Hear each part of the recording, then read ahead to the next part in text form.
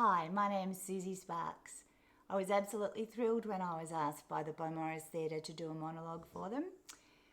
This is one that I wrote a couple of years ago, and then my daughter and I developed it into a short play which we called Raisin Toast, and we put it on about a year ago, which was a real pinch yourself moment. It was grass.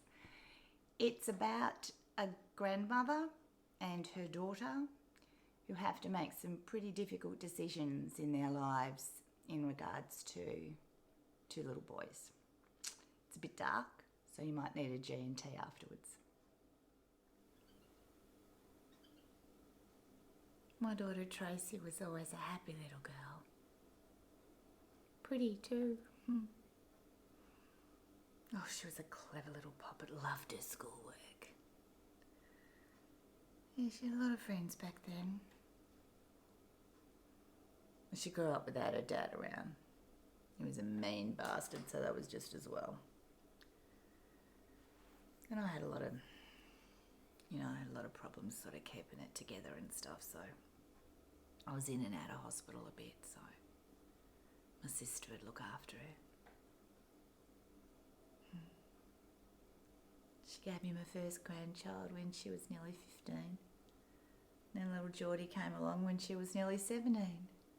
Of course, the dads pissed off as soon as they found out she was up the duff, so it was just the two little boys and Trace and me. And she was a good mum when she was living with me.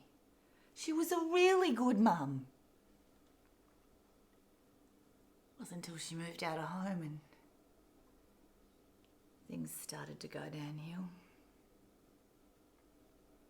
She got into the bloody drugs and hanging around with the wrong crowd. It just wasn't right.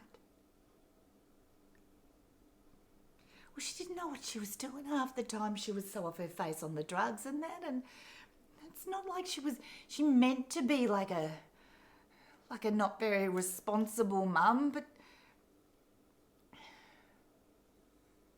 she just didn't know what she was doing.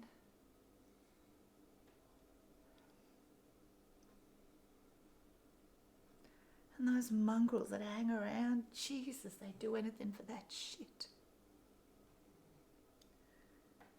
So did she after a while.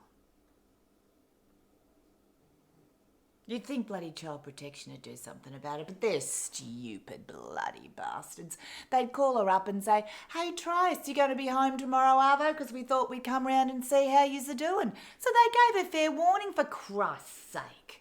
So she'd get me to come over and we'd run around like fat-ass flies and tidy up the place. I'd put clean sheets on the kids' beds and chuck all her druggy crap in my car and park it round the corner. She was a cunning little bugger though.